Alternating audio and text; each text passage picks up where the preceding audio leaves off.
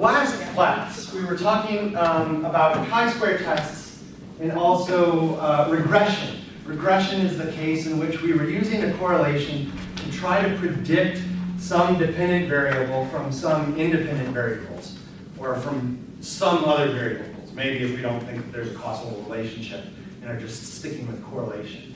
And you guys remember R, the correlation coefficient, we basically had something like a covariance between X and Y over like a maximum covariance, right? So the maximum possible covariance between X and Y.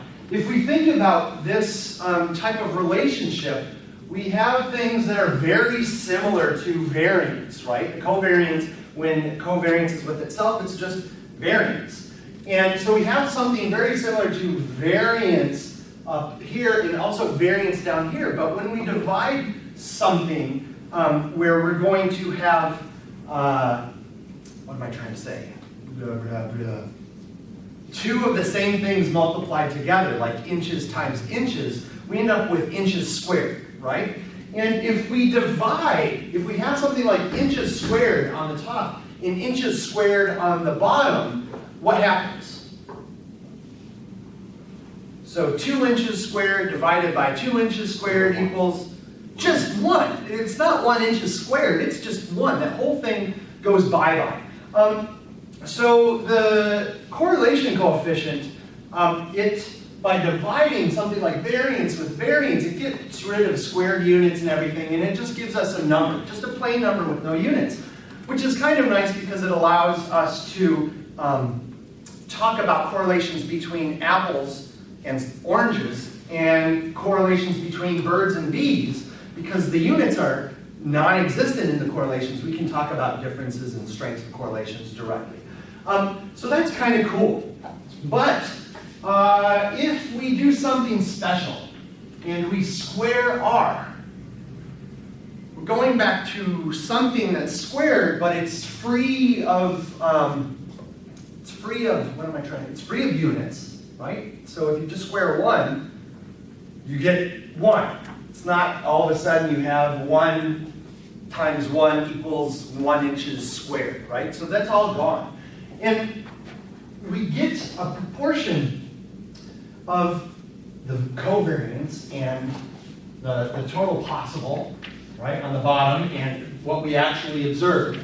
We square this and we get a relationship of something that's like variances, but it's variances of the different components.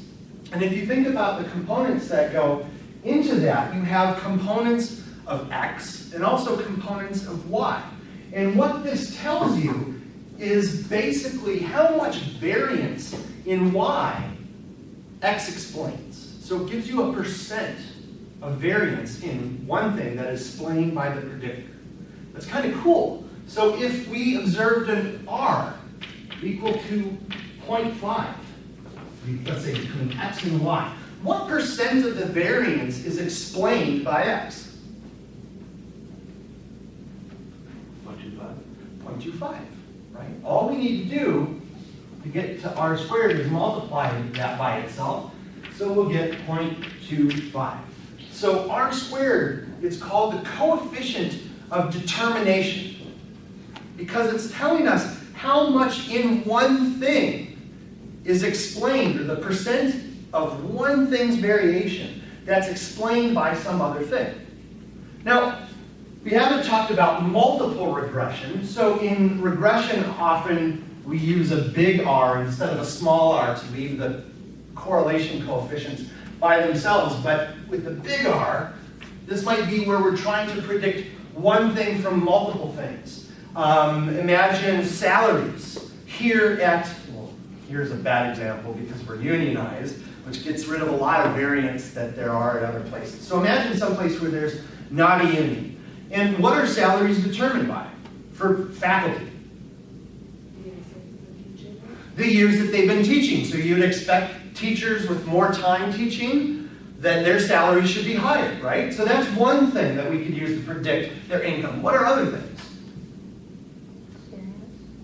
Experience. So experience different from years? Like what are you talking about? Sorry. Well, I mean, it could be like you use previous experiences rather than years teaching, because if you have a teacher right out of school, it could be different than having a teacher that left school or graduated. And maybe was working in the field and did other things.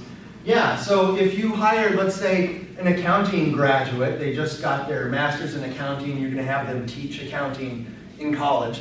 They're right out of school, you might not pay them as much as someone who worked for one of the big accounting firms for 10 years, right? Thinking about accounting, what do you think would be the difference between, let's say, psychology instructors and accounting instructors? Who's going to make more money? Accounting majors, right? Or accounting instructors. Yeah, so we could predict incomes from the amount of time that they've been teaching, maybe the amount of time that they've been in the field but haven't been teaching, potentially which area they're teaching about. So typically math, science instructors make more than like social science instructors, and I'm thinking like engineers, lawyers, business people, they often make a lot more than social sciences and humanities, art, stuff like that, right?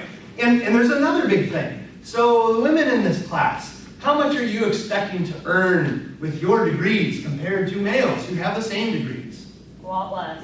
Less. Doesn't that stink? So we can also predict like how much money someone would make based on their gender in some situations. Now here when you have a union, you can't do that. You can pay the business people more, but you can't pay someone more because they're male or female, which I think is actually pretty sweet. So anyway, in multiple regression, we're trying to predict something like income from not just one thing, but a whole bunch of things. So we have potentially a much larger number of variables that are coming in. So the big R squared is going to tell us about the line of best fit, and maybe not a line, because you'd have different lines for males and for females and for different, what am I trying to say, different departments that they're in, right? But you'd have different lines for individuals that are male and are in business, and for females that are in humanities and stuff like that. And what the big R squared tells you, this again is the coefficient of determination,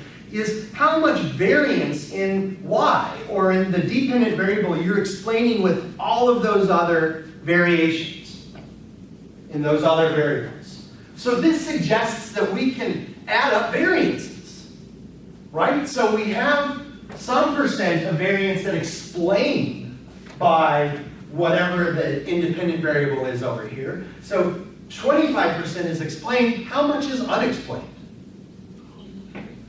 Pardon? 75. So we have a total amount of variance, or a total percent of variance, 1, and this is just equal to 0.25. And let's say this is the variance CE due to the effect, right? There's some variable that is affecting y, and that variable explains 25% of the variance, and then plus 0.75, right?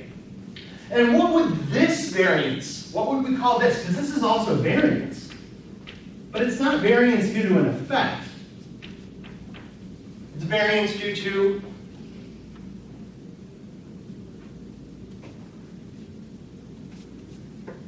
no effect? No. I mean, if there was no effect of anything else, right? If this was the only thing that affected it, then that should be 100. So it has to be other effects. But this is the effect of the stuff that we're interested in. So, yeah. Variance of compounds? Not the variance of confounds. Why wouldn't it be the variance of confounds? Imagine the situation where you have a perfect confound, right? Where we're always having people lift up the heavier one with their weaker hand, right? That would be a perfect confound.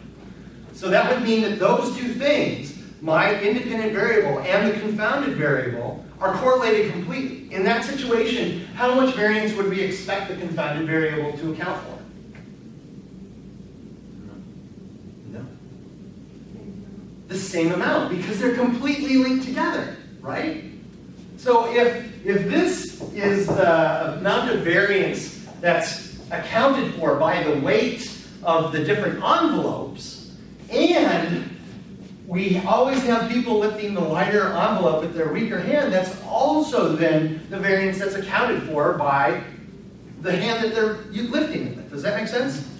So, what is this due to? So, yeah, it's due to effects, but effects of what?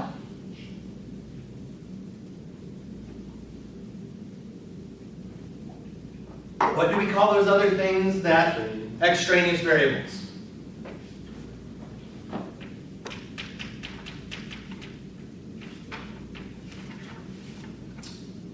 So those are the variances left unexplained are variance to extraneous variables. We can think about it differently if we're talking about a regression line, right? We have some data, and we make some prediction, right? We come up with the line of best fit. And the variations that we're accounting for, I mean, basically we're accounting for where each of these points would fall on that line. But then from our predictions, we also have variance. So the variance that our predictions don't explain, that's errors in our model, right? So we have some model that's predicting things, but our model isn't perfect. It makes some errors in prediction. And if we knew everything that pushed things around, then we wouldn't have any errors in our prediction. We'd get a perfect fit, right? So I'm going to, instead of saying variance due to extraneous factors, I'm going to say variance due to errors. And this is just the total amount, or total percent.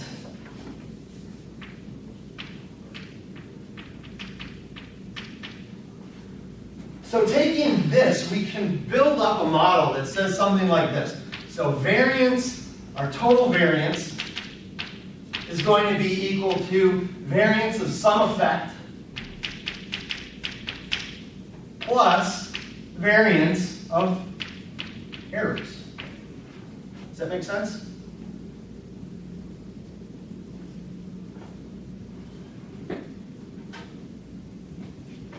I'm taking a test. I studied 4 hours. Studying 4 hours, let's see which is bigger. So small, big. Studying for 4 hours in general pushes people up, right, on their scores. So we could figure out after 4 hours, look at everyone who studied for 4 hours. And I might be here, and someone else might be there, and someone else might be here. But on average, the 4-hour people are this far away from, let's say, the grand mean. This is the grand mean for everyone. Right, the middle of the distribution. 4 hours on average pushes people, let's say, this far away, and then there's variations around it, right? So where you are depends on how long you've studied, and then all of the other stuff. How intelligent you are, whether you had breakfast, whether the testing situation is something that you're used to or not, right? So we can think about breaking variance down into pieces. Now, we've already broken variance down into pieces when we used a particular type of t-test. What was the type of t-test that we used that broke variance into pieces? It is the pair, right? Because the idea was that we have basically two means. So a group of people have a mean and some variance, right, on one of the tests, and then there's a different test with a different mean and a different variance, right? And by pairing, what were we doing? Well, we noticed that the person that was high on this one tended to be high on this one, or the pair seemed to be high on both of them. And on average, the pairs that were lower on one were lower on the other. And what we did is we took the differences between those pairs to get rid of the effects of all of the other, well, not all, I was going to say, you're using repeated measures to get rid of a whole lot of variance. But you're getting rid of some of that variance that you paired on. Get rid of that variance, and what happens? That standard error, which is like a variance divided by n, got a lot smaller, right? Variance of the difference, if we did it earlier, like just the plain old 2t test, we got a lot of variance there. By taking the pairing, we can throw some of that variation away. So today, we're going to talk about more complicated research designs. More complicated in the sense instead of having one independent variable and one dependent variable, we're going to have, let's say, 2 or more independent variables. So, let me ask you guys a question. Imagine that I'm going to have a dollar. I'm like a magician or something. I'm going to have some money appear in my hand, in one of my hands. And what I'm going to do is give the person who identifies which hand the money is in first.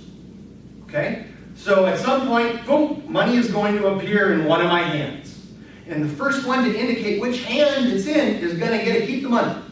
Okay? Everyone with me? So you all have, let's say, 2 clickers that you worked up, or that you're hooked up to. And this is going to allow me to see who responds first. Okay? So everyone's hooked up into a central computer, and as soon as the money actually appears, the computer's going to wait, because it doesn't think that any of you guys are psychic. We've already tested that, and you guys bombed miserably. Right? So we're going to wait until the money appears, and then we're going to see who presses the right button first. So now imagine the situation where I do like this with one of the hands. And I tell you that, I might move my hands around, but that really has nothing to do with where the money is going to appear. I could wiggle my hand, and then the money could appear here, or I could wiggle my hand, and the money could appear here. Right? And vice versa, I could wiggle this one too. So now imagine, what do you think would happen if I wiggled this hand, and then shortly thereafter, the money appeared in this hand, compared to appearing in the other hand? In which situation do you think people would be faster to respond? When the money appears in the wiggled hand, or in the hand that wasn't wiggled? Wiggled hand. Wiggled hand. That seems the general consensus. Why would you think that? Because you already drawn attention to I've already drawn attention to that. Yeah, so there are different ways that people can orient their attention. One way to orient your attention is to have something exogenous, outside of yourself, attract your attention.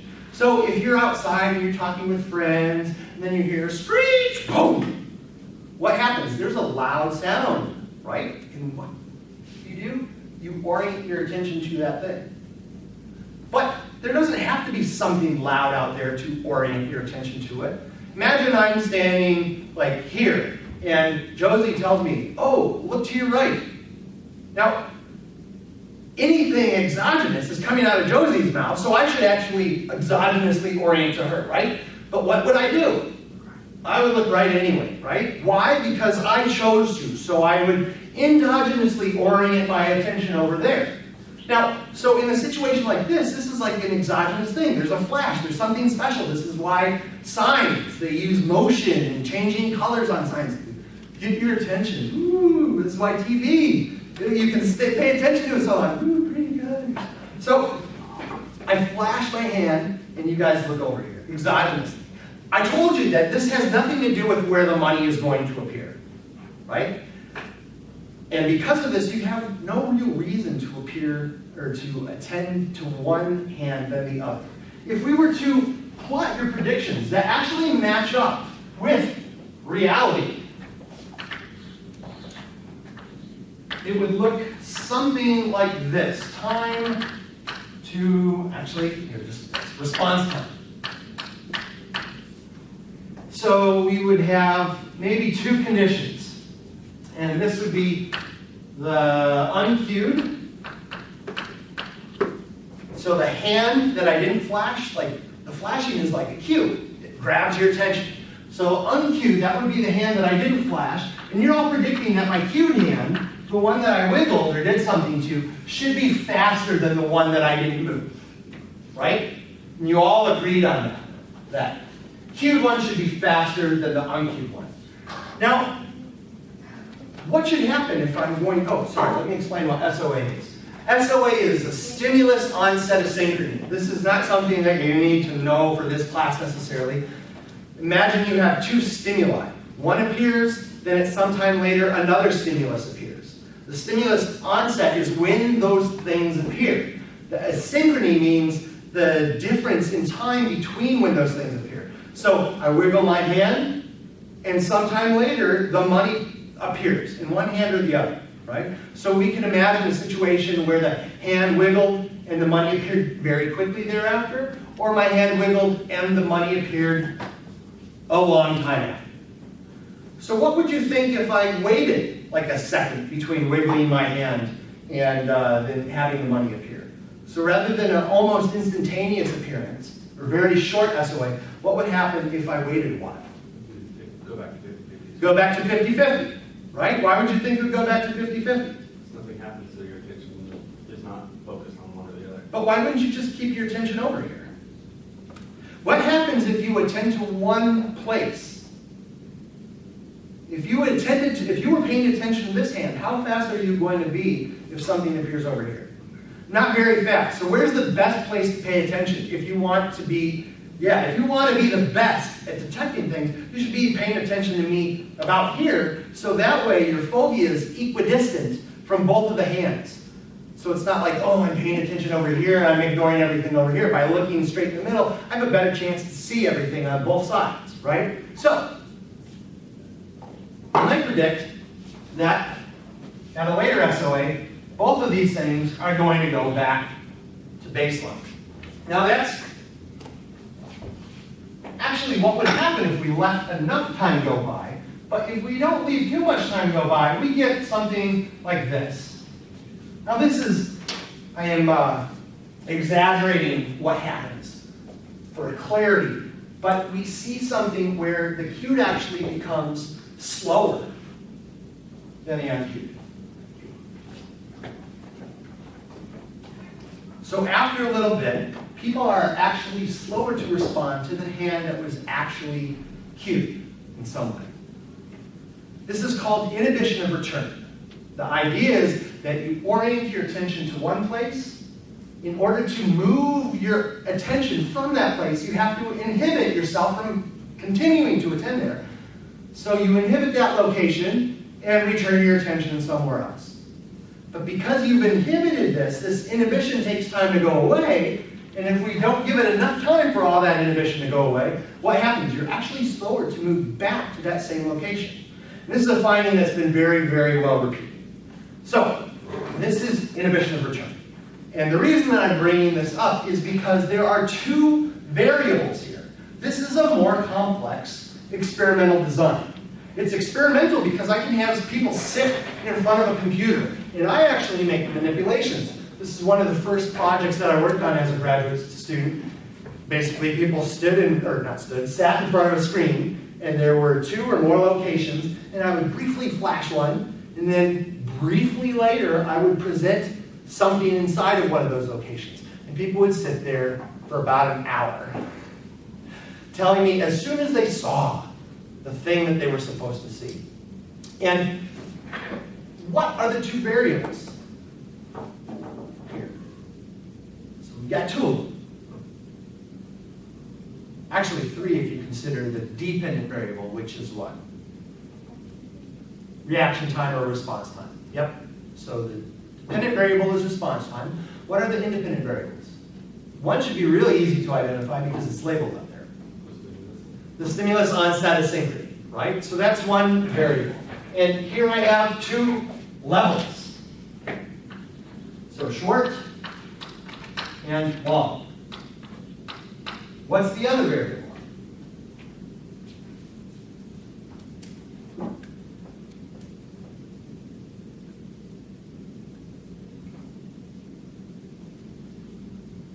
So do I have anything up there that's like a legend? Acute or uncued. Acute or uncued. This is the other variable. So we can call this cued, right? Cued. Cued, uncued. And maybe we'll do something like that. So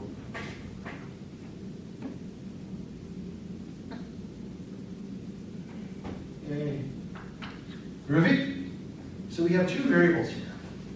When we have two variables, we're able to look at more interesting questions. When we only have a single variable, we're really only able to talk about effects of that variable. Did our anti-bullying program have an effect? Right? Maybe bullying went up, maybe it went down. Either of those would be an effect of our bullying program, right? If it didn't have an effect, what happens? That's right, it's flat. The anti-bullying is equivalent to the placebo anti-bullying, or to not doing anything, if that was our control. So we have effects of variables, but when we have two variables, we can also have interactions. So what is an interaction? And you don't have to tell me in terms of variables. You can talk about interactions you have with your peers, or with your instructors, or your friends, your puppy. What's an interaction? An exchange between two things. There's an exchange between two things. And what happens as a result of this change, or this exchange? You can gain things or lose things. You can gain things or lose things that wouldn't have happened without that exchange, right? And so if you think about effects, effects are going to be things that just push people up or push people down. Imagine that we had data that didn't look like this, and instead looked like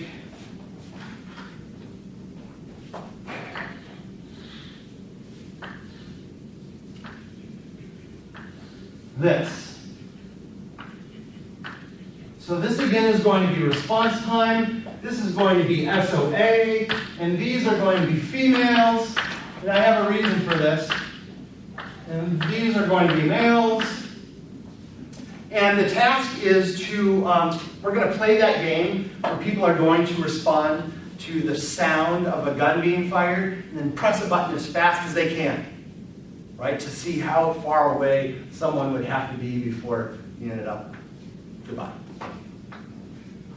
So I put males on the bottom because I'm stereotyping that males play more video games than females.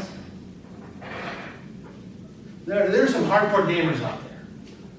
But on average, if there are more males playing video games, then they are more used to responding to things that appear and pressing buttons quickly. Does that make sense?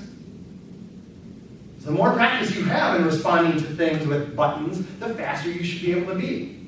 So, I'm predicting that males are going to be faster on average than females, and imagine you're waiting and waiting, and I say, okay, get ready, here it comes, beep! Have you guys watched the Olympics, or maybe you participated in sports like track and field or swimming? I used to swim when I was younger, and we would get up on the blocks. They'd say, swimmers, take your mark. Okay, so we get on the blocks, we grab it, beep, and we jump off. Anyone do that? Track. So what happens sometimes?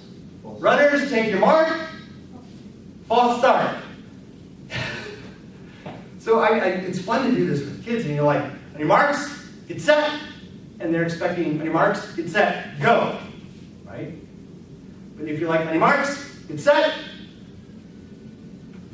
yeah, people are going to false start. So, I tell people, are you ready? Yes. Bang! People's minds are not paying as much attention because they weren't just focused on that as much, right? Some people will be paying more attention, some will be less, but over the time we're going to expect maybe them not to be as right. And we might actually expect, depending on the time, we could expect something like this, where you need to give them some amount of time to prepare, right? Imagine that we have data like this. So at short delays between ready and the gunshot sound, people are generally faster than with the longer delay. Now notice, we have a couple effects. What's the effect of sex? What effect does sex have? Are you meaning like gender or the action? I was like, baby, This is not like yes and no. And speaking of yes and no, speaking of methods design, it's good to restrict how your participants can respond to things.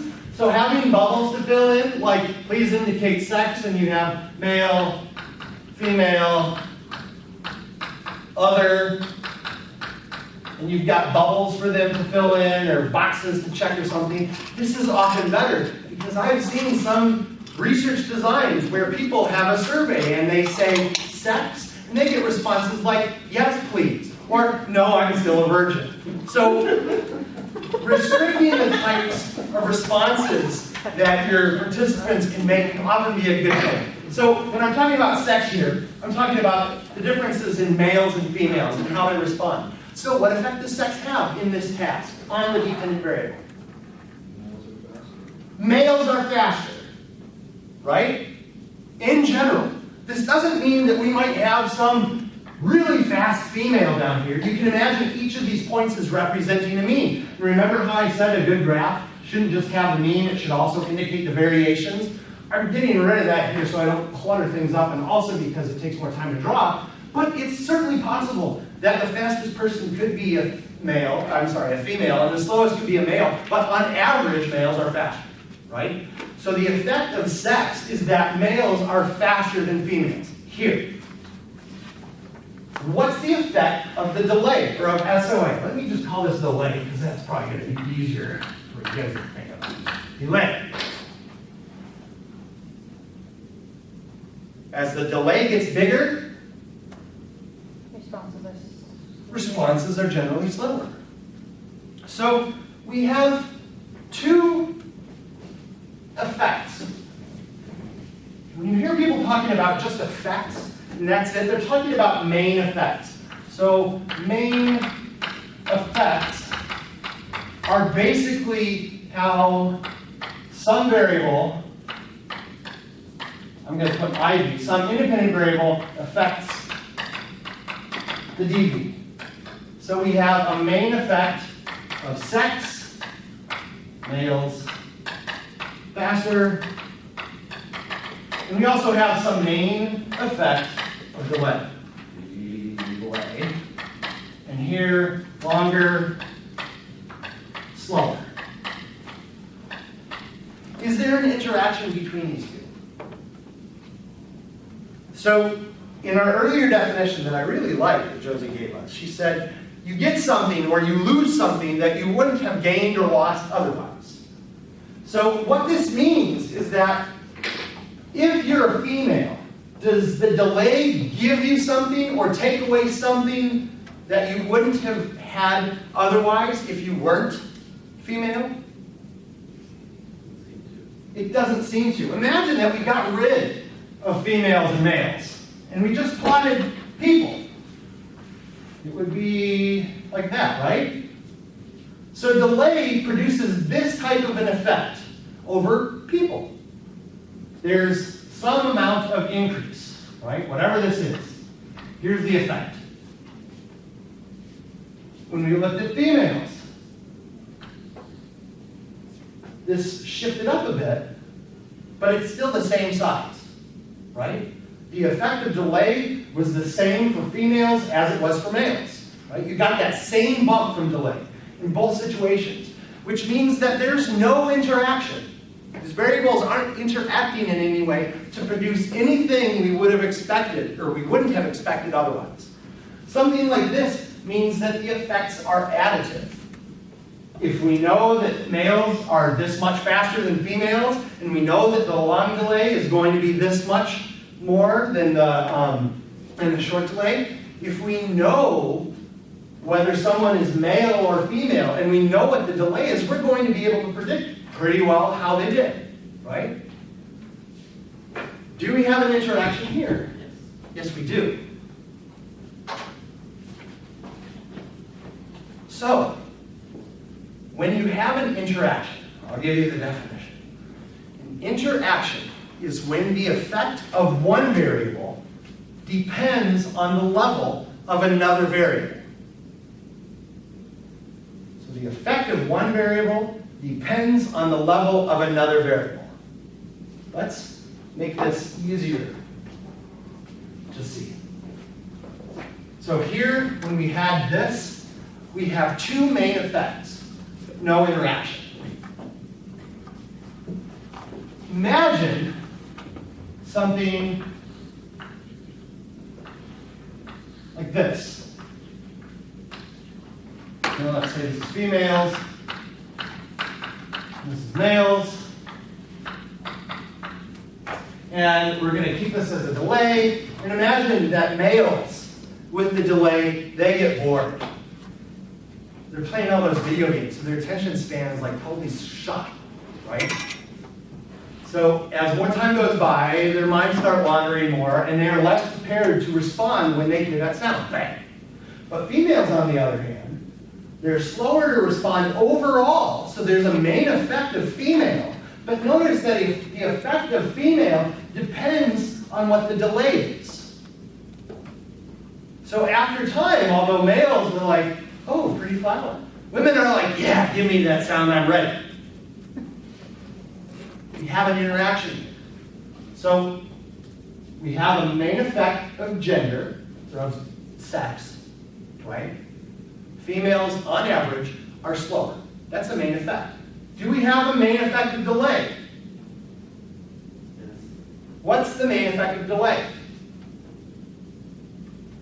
No. As the delay gets longer, on average, what happens? Females get better, males get worse. Well, you said females get better and males get worse. That's an interaction, right? Because whether you get better or worse depends on your gender or on your sex. That means that the effect of delay depends on your sex. It's an interaction. But I wasn't asking about the interaction right then. I was asking about, is there a main effect of delay? Can we say something general? As response times, or as the delay gets longer, in general, people's responses change, or response times change. how? Faster or slower? Well, yeah, it depends on the gender. But don't depend it yet.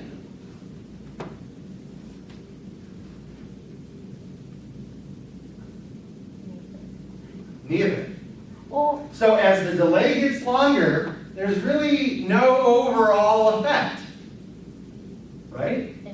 in general. In general, because that's what we're asking about when we're asking about main effects. In general, what happens if we know that someone is female? Well, in general, in this situation, we know that the females are slower, right? In general, in the other situation, we knew that as the delay got longer, people in general slowed down. Here we don't have that. You can do something to figure out whether there are main effects by collapsing across the levels of the variable that you're not interested in right then. So if we're interested in delay, this means we're going to take the averages for the different delays between the males and the females. So the difference here is about here, the difference here is about here. Perhaps my drawing was not perfect, but what I wanted to do is have them completely balanced out, right? So that here, if we're not talking about males or females, and instead we're just talking about people, there's no effective delay. It's a constant. It doesn't do anything. So this tells us that we have no effect of delay, no main effect. However, when we account for sex, we see that we do have a main effect of sex. We also have an interaction. And the interactions are kind of cool because if we're only looking at one variable, it's possible that there's a lot of interesting stuff happening in that variable. But by not looking at the right other variables, we just can't see it. We didn't look at this variable and how things might change with this other variable.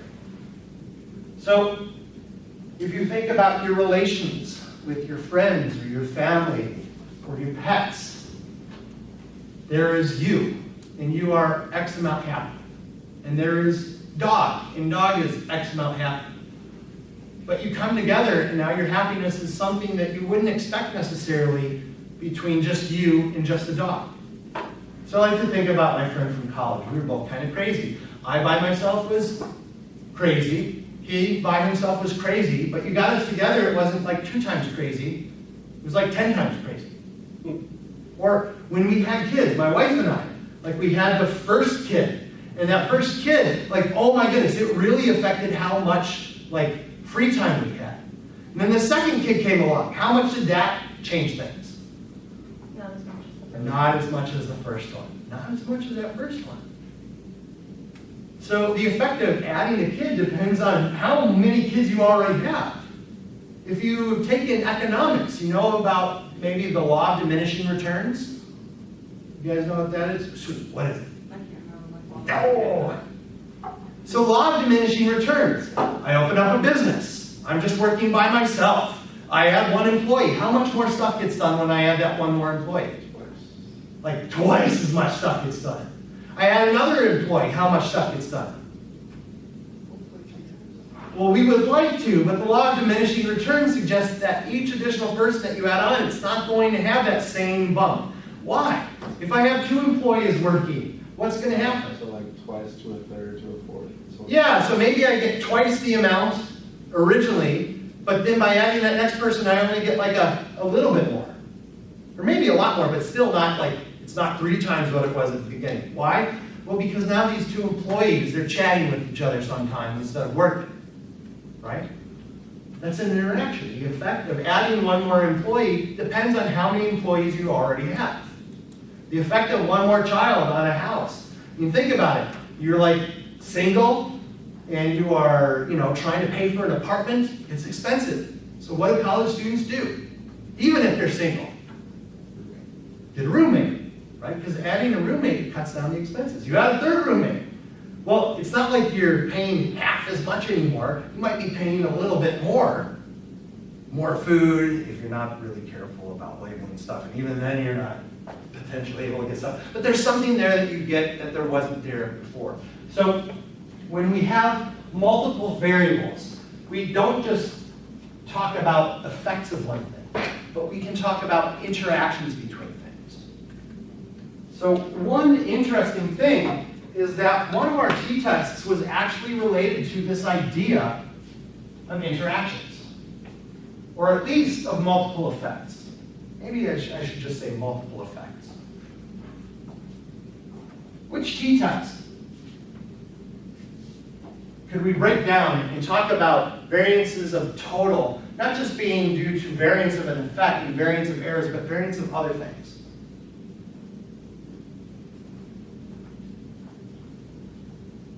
Paired or independent? Paired, she says. Independent. Independent. Next one. Paired or independent? Independent. Paired. We have a tie. Who wants to be the tiebreaker? Paired. Independent. Paired. Independent. Oh. Ask the audience failed. Paired. Good job, paired people. Let's see why. So we have the total variance, right? The total variance. You can imagine, like, we have individuals in one condition, they vary this much, and individuals in some other condition vary so much. And so we can talk about the effects of the condition that they're in, whether they had anti-bullying or not, right? So there's variance due to the effect. But we can break this into pieces, right? This error, when we had a paired test, we broke it into bits. What were those bits? Think about it. We have pairs, right? And by pairing, we were able to throw out some of that stuff. So let's say the variance of the pairing. Or if we're using a repeated measures design, the variance, of our participants plus variance related to error. We broke this bit up into 2 pieces and we basically threw that part away when we did our paired t-test. So what we're going to do when we have these more complicated designs is we're going to break up our variance into pieces. So for this particular example, you can imagine the variance, the total, is equal to the variance for the effective delay plus the variance for what?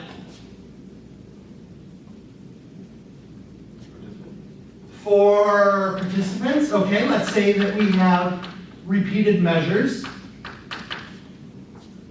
mean, we can't have males participate in the female condition, but we could have the males perform twice, right? So we could have some variance due to participants, plus variance due to what? Error. We've got variance due to error, okay, plus variance of what? Well, the variance in response time, that's going to be this, right? Because response time includes all of those variations. The difference in what?